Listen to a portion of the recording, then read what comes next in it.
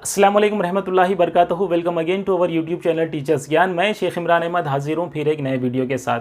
तो दोस्तों, आज की इस वीडियो में हम मुत्तहिदा रियासत आंध्र प्रदेश और अलहदा रियासत तेलंगाना में अब तक जितने भी टेट्स हुए हैं उन तमाम टेट से, यानी 2011 से 2017 तक जितने भी टेट्स हुए हैं उन टेट से हम मैथ्स के क्वेश्चंस को रैंडमली पिक करेंगे और उसको यहाँ पर हल करेंगे। इससे आपको इस बात का अंदाज़ा होगा कि किस तरीके के सवालात टीएस टेट में पूछे जाते हैं और आपको किस तरह मैथ्स की तैयारी करनी चाहिए। तो जाहिर सी बात है दोस्तों, जब हम कोई एग्जाम लिखने जाते हैं तो उस एग्जाम के प्रीवियस 5 क्वेश्चन पेपर्स को देखना बहुत ज़रूरी है ताकि आपको एग्जाम में अच्छा स्कोर करने में मदद हासिल हो। तो चलिए दोस्तों, इस वीडियो सीरीज़ में हम एपी टेट या टीएस टेट 2011 से 2017 तक तकरीबन 150 सवालात, तकरीबन 150 मैथ्स के सवालात आपके सामने हम यहाँ पर पेश करेंगे। तो ये वीडियो सीरीज़ आपके लिए बहुत अहम है। इससे आपको बहुत कुछ अंदाज़ा होगा कि मैथ्स के किस तरीके के सवालात टीएस टेट में पूछे जाते हैं और आपको किस तरीके से मैथ्स की तैयारी करनी चाहिए। तो चलिए दोस्तों, लेते हैं हम अपना पहला सवाल। मैं यहाँ से हट जाता हूँ और एक बार सवाल रीड कर लेता हूँ। स्कूल में जुमला 560 तलबा है। अगर लड़कियों की तादाद लड़कों की तादाद का 14.2/7% है तो स्कूल में लड़कियों की तादाद क्या होगी। तो चलिए दोस्तों, अगर आपने सवाल को अच्छी तरीके से पढ़ लिया है तो अब हम सवाल को समझते हैं कि सवाल में क्या दिया गया है। सवाल में दिया गया है कि स्कूल में जुमला स्ट्रेंथ कितनी है, 560 है और उसमें लड़कियों की तादाद लड़कों की तादाद का 14.2/7% है। तब लड़कियों की तादाद हमको यहाँ पर मालूम करनी है।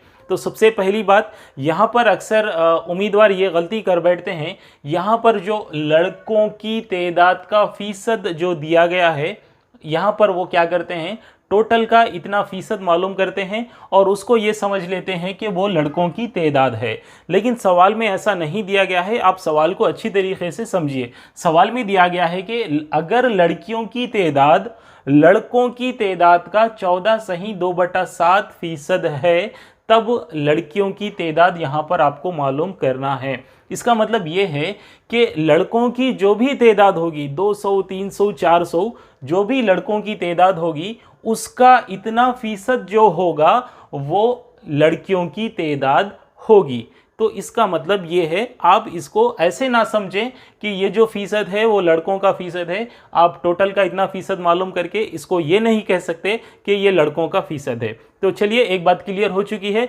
अब बढ़ते हैं सवाल में मज़ीद आगे। जैसा कि हमको यहाँ पर मालूम करना है कि लड़कियों की तादाद कितनी है। एज़ यूजुअल हम क्या करते हैं, सवाल में जो चीज़ हमको फाइंड आउट करनी होती है उसको हम एक्स कंसीडर करते हैं। तो क्या यहाँ पर भी हमको लड़कियों की तादाद को एक्स कंसीडर करना चाहिए? तो अगर आप ऐसा करते हैं तो यहाँ पर आपको कुछ दुश्वारी हो सकती है। तो यहाँ पर सवाल को अच्छी तरीके से समझिए। यहाँ पर जो लड़कियों की तादाद हमको जो मालूम करना है वो किसके ऊपर डिपेंड है, वो लड़कों की तादाद पर डिपेंड है। अगर हम लड़कों की तादाद को पहले मालूम करते हैं और उसका इतना फीसद जब हम मालूम करते हैं तो वो क्या होगा, लड़कियों की तादाद होगा। तो इससे आपको ये बात समझ में आ चुकी होगी कि सबसे पहले तो हमको लड़कों की तादाद मालूम करना होगा और उस तादाद का इतना फीसद जब हम निकालेंगे तो वो जो नंबर्स आएंगे वो क्या होगा, वो गर्ल्स की तादाद होगी। तो लिहाजा हमको यहाँ पर क्या कंसीडर करना होगा, यहाँ पर हमको लड़कों की तादाद को x कंसीडर करना होगा। तो जब किसी सवाल में हम कोई एक variable x, y, z consider करते हैं तो वहाँ पर हमको एक इक्वेशन बनना भी बहुत ज़रूरी है ताकि हमको उस वेरिएबल की कीमत मालूम हो जाए। तो यहाँ पर देखिए, जब हम लड़कों की तादाद को x कंसीडर करते हैं और x का इतना फीसद जब निकालते हैं तो हमको लड़के और लड़कियों की तादाद हासिल होगी x वेरिएबल में। तो यहाँ पर सवाल में दिया गया है कि 560 जुमला स्ट्रेंथ है। तो यहाँ पर हमको एक इक्वेशन बन सकती है। जब हम लड़कों की तादाद और लड़कियों की तादाद को जमा करते हैं और उसको मसावी रखते हैं 560 के, तो एक इक्वेशन बन जाएगी और जब इक्वेशन बनेगी तो हमको वेरिएबल की कदर भी मालूम हो जाएगी। तो चलिए, अब हम सवाल को स्टेप बाय स्टेप हल करते हैं। तो यहाँ पर हमको फ़र्ज़ करना है कि नंबर ऑफ बॉयज़ कितने हैं, ये हमको यहाँ पर फ़र्ज़ करना है कि वो x है। अब उसके बाद हम यहाँ पर क्या लिखेंगे, नंबर ऑफ गर्ल्स। जैसा कि सवाल में दिया गया है कि नंबर ऑफ गर्ल्स क्या है, बॉयज़ की तादाद का 14.2/7 फीसद है। तो यहाँ पर एक सवाल ये उठता है कि यहाँ पर हम कौन सी अलामत लगाएंगे। तो इसको मैं यहाँ पर क्लियर कर देता हूँ कि x का जब हम 2 गुना कहते हैं तो उसको 2 से ज़रब देते हैं। x का जब हम 4 गुना कहते हैं तो उसको हम x को 4 से ज़रब देते हैं। x का जब हम 10% कहते हैं तो x को हम 10% से ज़रब देते हैं। तो इसी तरह यहाँ पर भी आपको ज़रब देना होगा। तो ये है बॉयज़ की तादाद और ये है गर्ल्स की तादाद, लेकिन ये मुख्तसर शक्ल में नहीं है, ये एक मुरक्कब कसर में है। इसको हम गैर वाजिब कसर में तब्दील कर देते हैं इसको मुख्तसर करने के लिए। तो यहाँ पर देखिए, यहाँ पर क्या है, क्या रहेगा x और ये ज़रब 14 सत्ते 98 और ये 2 कितना हो जाएगा 100/7 हो रह जाएगा। इसको ऐसे ही ना छोड़े, यहाँ पर जो फ़ीसद की अलामत है वो फ़ीसद की अलामत लगाएं, क्योंकि आपने अभी फ़ीसद मालूम नहीं किया है। इसको मज़ीद मुख्तसर करने के लिए अब हम क्या करेंगे, यहाँ पर फ़ीसद मालूम करेंगे। तो फ़ीसद मालूम करने के लिए यहाँ पर आपको क्या करना पड़ेगा, इसकी नस्ब नुमा में आपको 100 लगाना पड़ेगा। फ़ीसद का मतलब ऐसी कसर जिसके नस्ब नुमा में 100 हो। तो यहाँ पर यह क्या रहेगा 100/7 और ये फ़ीसद को हटाकर हम क्या करेंगे, इस पूरी कसर के नीचे यहाँ पर क्या लिखेंगे, हम नस्ब नुमा में 100 लिखेंगे। अब यहाँ पर कसर की कसर है, इसको मज़ीद हम मुख्तसर करते हैं। तो यहाँ पर देखिए ये x ज़रब 100/7, यहाँ पर जो है वो 100/1 है, तो यहाँ पर उसका मखलूब आएगा 1/100। तो ये 100 और ये 100 तक़सीम हो जाएगा और क्या रह जाएगा, x/7 रह जाएगा। ये दरअसल गर्ल्स की तादाद है। तो यहाँ पर देखिए बॉयज़ की तादाद भी आपको x वेरिएबल में हासिल हुई है और गर्ल्स की तादाद भी आपको x वेरिएबल में हासिल हुई है। अब हमको x की कदर मालूम करना है, तो इसके लिए हम यहाँ पर देखिए सवाल में क्या दिया गया है कि बॉयज़ और गर्ल्स की तादाद कितनी है, टोटल 560 है। तो गर्ल्स और बॉयज़ की स्ट्रेंथ को जब हम जमा करते हैं, यानी बॉयज़ और गर्ल्स दोनों को जमा करते हैं, तो वो 560 होगा। इस तरह हमको एक इक्वेशन बन जाएगी। तो यहाँ पर देखिए बॉयज़ की स्ट्रेंथ कितनी है, वो x है और गर्ल्स की स्ट्रेंथ कितनी है, वो x/7 है। यहाँ पर हम मसावी है 560 लिख देते हैं। इसको मुख्तसर करते हैं तो ये 7 एलसीएम लेते हैं, तो यहाँ पर क्या आएगा 7x + x मसावी है 560/7 आएगा। तो यहाँ पर 7x और x को जब हम जमा करते हैं तो 8x आएगा। तो मैं यहाँ पर क्या करता हूँ, 8x का x यहीं पर लिख लेता हूँ, क्योंकि यहाँ पर नीचे जगह कम है, तो लिहाजा मैं एक स्टेप यहीं पर लिख लेता हूँ। यहाँ पर क्या रह जाएगा 560/7। इसको जमा करने के बाद जो 8x आएगा उसका 8 मसावत के इस जानिब आकर वो कसर में रह जाएगा। तो 8 से इसको तकसीम करने पर 8 एकम 8, 8 7 56 और ये 0, 70 को 7 से ज़रब देने पर हमको 490 हासिल होगा। और हमको यहाँ पर 490 हासिल होते ही यहाँ पर हम ऑप्शंस में देखते हैं कि यहाँ पर भी 490 है, तो ये हमारा आंसर होगा। हम ऐसा इसको समझ लेते हैं। लेकिन ये जो 490 हमको हासिल हुआ है वो x की कदर है, और वो जो x है वो नंबर ऑफ़ बॉयज़ है, यानी लड़कों की तादाद है। सवाल में हमको यहाँ पर लड़कियों की तादाद पूछ रहा है, तो x का मतलब है लड़कों की तादाद। अभी हमने लड़कियों की तादाद मालूम नहीं की है। जैसा कि सवाल में दिया गया है कि लड़कों की तादाद का इतना फ़ीसद अगर आप मालूम करते हैं तो वो क्या होगा, लड़कियों की तादाद होगा। तो यहाँ पर हमने फ़ीसद मालूम किया है, तो वो मुख्तसर शक्ल में कितना आया है, x/7 आया है। तो x की कदर यानी जो 490 है उसकी कदर हम यहाँ पर दर्ज कर देंगे, तो हमको गर्ल्स की तादाद हासिल होगी। तो यहाँ पर मैं लिखता हूँ x की जगह पर 490/7, 7 एकम 7, 7 7 49, यानी आपको 70 हासिल होगा। इस तरह हमारा आंसर हासिल हुआ है लड़कियों की तादाद 70। ये है ऑप्शन सी, यानी 70।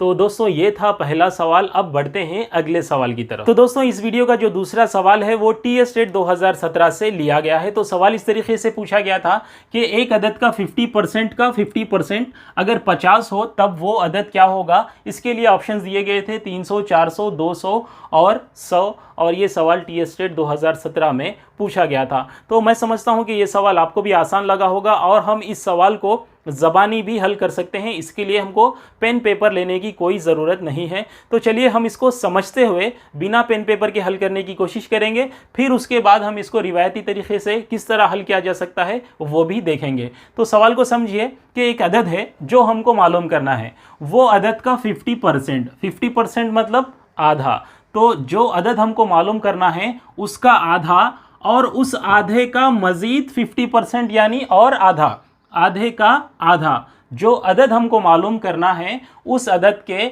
आधे का आधा अगर 50 है, आधे का आधा मतलब पाऊ, पाऊ अगर 50 है तो फुल नंबर क्या होगा? तो आप आसानी से कह सकते हैं कि फुल नंबर क्या होगा? 200 होगा। तो इस तरह आप इसको ज़बानी भी हल कर सकते हैं। तो आइए अब हम इसको क्या करेंगे, रिवायती तरीके से भी हल करेंगे, क्योंकि हो सकता है कि आने वाले टेट में आपको सवाल कुछ इस तरीके से दिया जाए कि एक अदद के 29% का 49% अगर 79 हो तब वो अदद क्या होगा। तो ऐसी सूरत में आप इसको ज़बानी हल नहीं कर सकते हैं, आपको तरीक़ा मालूम होना चाहिए। तो चलिए हम इसको एक रिवायती तरीके से हल करते हैं। तो जैसा कि आपने पिछले सवाल में भी आपने देखा था कि हमने एक नामालूम क़दर को x कंसीडर किया था, तो यहाँ पर भी हम क्या करेंगे, उस अदद को x कंसीडर कर लेंगे। हम मान लेंगे कि वो अदद x है, हम यहाँ पर मान लिए कि वो अदद x है। तो x का 50%, x का 50% मतलब 50% को हम इससे ज़रब दे देते हैं, फिर मज़ीद इसका 50% जैसा कि सवाल में दिया गया है। हमको करना कुछ नहीं है, सवाल में जैसा कह रहा है हमको वैसा करते जाना है। तो यहाँ पर एक अदद के 50% का 50% कितना है? 50 है। एक अदद के 50% का 50% कितना है? 50 है। इस तरह हमको एक इक्वेशन भी बन चुकी है। अगर हम इसको सिंप्लीफाई करते हैं तो हमको x मालूम हो जाएगा, जो हमने उस अदद को फ़र्ज़ किया था, तो वो अदद हमको हासिल हो जाएगा। तो x का 50% मतलब x ज़रब 50/100 जैसा कि हमने प्रीवियस क्वेश्चन में किया था। फिर इसका 50% मतलब यहाँ पर और ज़रब में आपको क्या करना होगा? 50/100 करना होगा। तो इस तरह मसावत की इस जानिब क्या रह जाएगा? 50 रह जाएगा। अब हम इसको मज़ीद मुख्तसर करते हैं। तो 50 से कम 50, 50 दूनी 100, 50 से कम 50, 50 दूनी 100। तो इस तरह यहाँ पर ऊपर शुमार कुनिंदे में कुछ भी नहीं है, मतलब एक से कम x रह जाएगा। तो यहाँ पर मैं लिखूँगा x, फिर ये नीचे 2 दूनी 4 रह जाएगा, यहाँ पर मसावी है 50 रह जाएगा। तो 4 मसावत के उस जानिब जाकर ज़रब में आ जाएगा। इस तरह हमको x मसावी है 200 हासिल होगा। तो ऐसे भी आप इस सवाल को हल कर सकते हैं। तो उम्मीद करता हूं कि आपको ये सवाल भी आसानी से समझ में आया होगा। तो चलिए अब बढ़ते हैं अब अपने तीसरे सवाल की तरफ। तो दोस्तों इस वीडियो का जो तीसरा सवाल है वो AP टेट 2012 से लिया गया है और सवाल कुछ इस तरीके से पूछा गया था कि अगर एक मुसल्लिस के ज़ाविये 1:2:7 की निस्बत में हो तो वो मुसल्लिस कौन सा होगा। तो यहाँ पर मुसल्लिसात के नाम दिए गए हैं, आपको ये जानना है कि ये कौन सा मुसल्लिस है। तो जैसा कि हम जानते हैं कि मुसल्लिसात की जो दर्जाबंदी की गई है वो ज़िलों के लिहाज से और ज़ावियों के लिहाज से की गई है। अगर हमको किसी मुसल्लिस के ज़िले मालूम हो जाए तो हम ये आसानी से कह सकते हैं कि वो कौन सा मुसल्लिस है। ठीक उसी तरह अगर किसी मुसल्लिस के ज़ाविये हमको मालूम हो जाए तो हम आसानी से कह सकते हैं कि वो कौन सा मुसल्लिस है। तो यहाँ पर ज़ाविये दिए गए हैं, लेकिन ज़ाविये जो दिए गए हैं वो निस्बत की शक्ल में दिए गए हैं। तो यहाँ पर आपको सबसे पहले ज़ाविये मालूम करना होगा और ज़ावियों को देख कर आप ये कह सकते हैं कि दिया गया मुसल्लिस कौन सा मुसल्लिस होगा। तो यहाँ पर हम निस्बत को लिख लेते हैं, 1:2:7।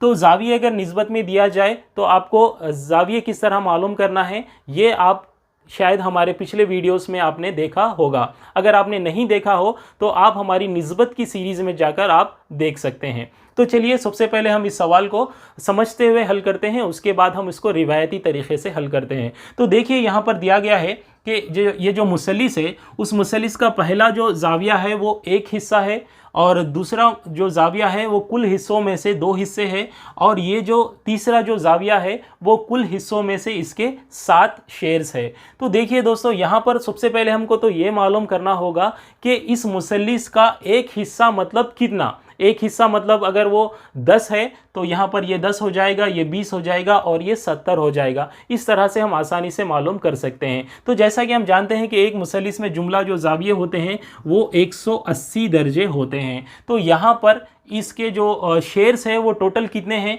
इसके कितने हिस्से किए गए हैं, 7, 8, 9, 10। तो यहाँ पर जुमला 10 हिस्से किए गए हैं और 10 हिस्से में से एक हिस्सा जो है वो पहला जाविया है और जो दूसरा जाविया है वो जुमला हिस्सों में से 2 हिस्से है और जो तीसरा जाविया है जुमला 10 हिस्सों में से 7 हिस्से ये है। तो हमको यहाँ पर एक हिस्से में कितने दर्जे जाविये आते हैं वो मालूम करना होगा। तो यहाँ पर जुमला जो जाविये होते हैं मुसल्लिस में कितने होते हैं, वो 180 होते हैं और यहाँ पर 7, 8, 9, 10 जुमला 10 हिस्सों में इसको तकसीम करके बांट दिया गया है। तो यहाँ पर भी हम इसको 10 से तकसीम करेंगे तो हमको एक हिस्सा हासिल होगा, तो ये सिफर चला जाएगा और यहाँ पर 18 दर्जे आएगा। तो इसका मतलब ये है कि यहाँ पर एक हिस्से में 18 दर्जे जाविये आते हैं। तो एक हिस्सा मतलब ये पहला जाविया कितना हो जाएगा, 18 दर्जे हो जाएगा और ये 2 हिस्से मतलब 18, 18 कितने हो जाएंगे, 36 हो जाएंगे और ये 7 हिस्से मतलब 18 सत्ते 126 हो जाएंगे। इस तरीके से आपको जाविये मालूम हो चुके हैं। अब आप क्या कर सकते हैं, इन जावियों को देखकर आप ये कह सकते हैं कि ये दिया गया मुसल्लिस कौन सा मुसल्लिस है। तो यहाँ पर देखिए, यहाँ पर जो जाविया है वो 90 दर्जे से बड़ा है यानी मुनफरिजा जाविया है। तो ये कौन सा मुसल्लिस होगा, मुनफरिजा जाविया मुसल्लिस होगा। तो इसलिए हमारा आंसर क्या होगा, ऑप्शन 2 यानी मुनफरिजा जाविया मुसल्लिस। तो दोस्तों ये तो हमने इसको समझते हुए हल किया है। अब इसको हम ट्रेडिशनल तरीके से भी हल करते हैं, यानी जो हम किताबों में या फिर जो हम कापियों में इसको जो करने का तरीका देखते हैं वो तरीके से भी हम इसको हल करते हैं। तो देखिए यहाँ पर पहला जो जाविया है उसको मालूम करने के लिए हम क्या करते हैं, ये 1 बटा हुआ इसका टोटल कर लेते हैं, 7, 8, 9, 10, ये 10 ज़रब जुमला जाविये कितने होते हैं, टोटल 180 होते हैं। उसको इस तरह से लिखकर आप पहला जाविया मालूम कर सकते हैं। ये सिफर कैंसिल हो जाएगा, फिर ये 18 एकम 18 रह जाएगा। हमको ऐसे भी सेम उतना ही कीमत आई है। अब हम इसी तरह दूसरा जाविया मालूम करते हैं। तो यहाँ पर क्या करेंगे, ये जो 2 निस्बत में है तो इसको ऊपर लिखेंगे और टोटल नीचे लिखेंगे और जुमला जावियों को यहाँ पर लिखेंगे 180। ये सिफर कैंसिल हो जाएगा, 18 दूनी कितना आएगा, 36 आएगा। इस तरह दूसरा जाविया भी हमको, जो पहले भी हमको 36 आया था, अभी भी हमको 36 हासिल हुआ है। उसी तरह हमको अगर तीसरा जाविया मालूम करना है तो तीसरा जाविया में जो निस्बत है वो 7 है और टोटल कितना है वो 10 है और जुमला मुसल्लिस में जाविये कितने होते हैं, 180 दर्जे होते हैं। तो यहाँ पर ये सिफर कैंसिल और 18 सत्ते 126 हासिल होगा। ठीक इसी तरह जैसा हमने पहले किया था। तो ये था रिवायती तरीक़ा। तो इस तरीके से भी आप जावियों को मालूम करते हैं और जावियों को देखकर आप ये कह सकते हैं कि दिया गया मुसल्लिस कौन सा है। तो दोस्तों ये था हमारे इस वीडियो का तीसरा सवाल। अब बढ़ते हैं चौथे सवाल की जानिब। तो दोस्तों इस वीडियो का जो चौथा सवाल है वो टी-स्टेट 2016 से लिया गया है। तो सवाल कुछ इस तरीके से पूछा गया था कि अगर एक अदद की इकाई के मुकाम पर हिंसा 7 हो तब उस अदद के मुकाब की इकाई के मुकाम पर यह हिंसा होगा। उसके लिए यहाँ पर 4 ऑप्शन दिए गए हैं, 3, 7, 9 और 1। इस तरीके से ये सवाल टी-स्टेट 2016 में पूछा गया था। तो चलिए इस सवाल को हल करते हैं। सवाल ज़्यादा कोई मुश्किल नहीं है, देखने में हमको पेचीदा नज़र आ रहा है लेकिन बहुत आसान है। तो चलिए करते हैं हम सवाल को। सवाल में जो दी गई मालूमात है उसके ऐन मुताबिक हम इसको हल करने की कोशिश करते हैं। तो सवाल में दिया गया है कि अगर एक अदद के इकाई के मुकाम पर हिंसा 7 है तो वो अदद क्या है, हमको नहीं मालूम है। 2 हिंसी हो सकता है, 3 हिंसी हो सकता है, यहाँ पर उसका कोई जिक्र नहीं है। लेकिन यहाँ पर यह कहा गया है कि उसके इकाई के मुकाम पर 7 है।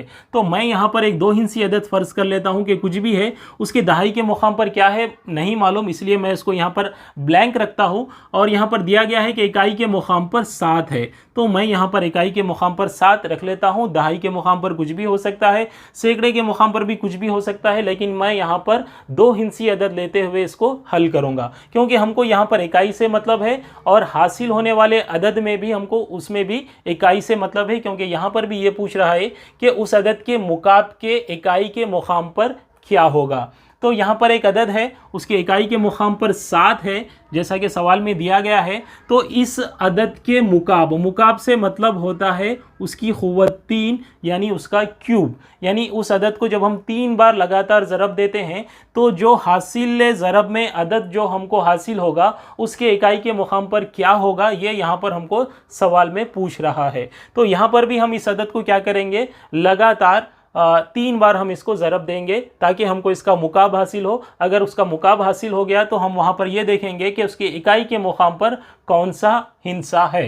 तो ये कोई एक अदद है, यहाँ पर इस तरह से 7, ज़रब, यहाँ दहाई के मुकाम पर कुछ भी हो सकता है, लेकिन यहाँ पर इकाई के मुकाम पर फिक्स्ड है, यहाँ पर दिया गया है कि उसके इकाई के मुकाम पर 7 है।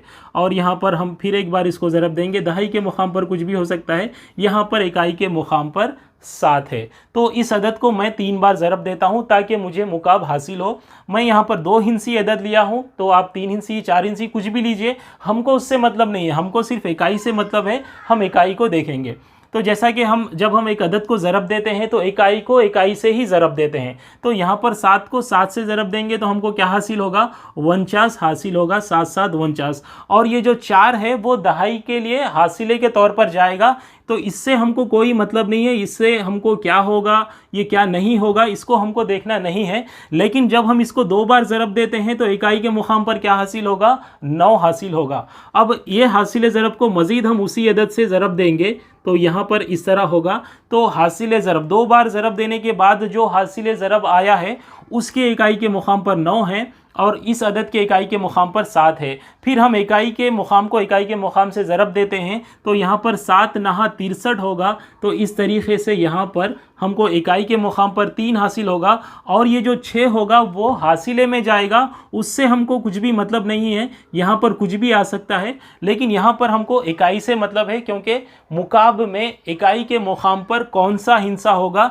ये हमसे पूछ रहा है। तो यहाँ हमको हासिल हुआ है कि इकाई के मुकाम पर हमको कौन सा हिंसा होगा, 3 होगा। इसलिए इसका आंसर है ऑप्शन ए 3। तो बहुत सिंपल है, आसानी से आप कर सकते हैं, या आप कोई भी एक मिसाल लेकर भी कर सकते हैं। आप 17 ले लीजिए, 17 एक ऐसा अदद है जिसके इकाई के मुकाम पर 7 है, आप इसका क्यूब मालूम कीजिए। आप या फिर क्या है, आप 27 ले लीजिए, इसका भी आप क्यूब मालूम कीजिए। आप हर बार देखेंगे कि आपको यहाँ पर 3 बार जब आप ज़रब देंगे, 17 ज़रब 17 ज़रब 17, तो यहाँ पर क्या होगा, 7 7 49 आएगा। तो हासिल ज़रब जो होगा दोनों को ज़रब देने के बाद उसमें इकाई के मुकाम पर 9 आएगा। फिर यहाँ पर इस इकाई के मुकाम को इस अदद के हासिल ज़रब के इकाई के मुकाम से जब आप ज़रब देंगे तो 7 9 63 हासिल होगा। तो ये हमेशा ऐसे ही हासिल होगा, चाहे आप 27 ले लीजिए, 47 ले लीजिए या फिर 97 ले लीजिए, इन सब का मुकाब ले लीजिए। तो हासिल ज़रब जो आएगा, जो मुकाब जो आएगा, उस मुकाब में इकाई के मुकाम पर हमेशा 3 ही हासिल होगा। तो ये सवाल बहुत आसान है, मैं समझता हूँ कि आपको भी ये बहुत आसान लगा होगा। तो चलिए दोस्तों, ये थी हमारी इस सीरीज़ की इब्तिदाई वीडियो। इंशाल्लाह आने वाले वीडियो में मैं ज़्यादा से ज़्यादा सवालात हल करने की कोशिश करूँगा। तो मिलते हैं अगले वीडियो पर। खुदा हाफिज़।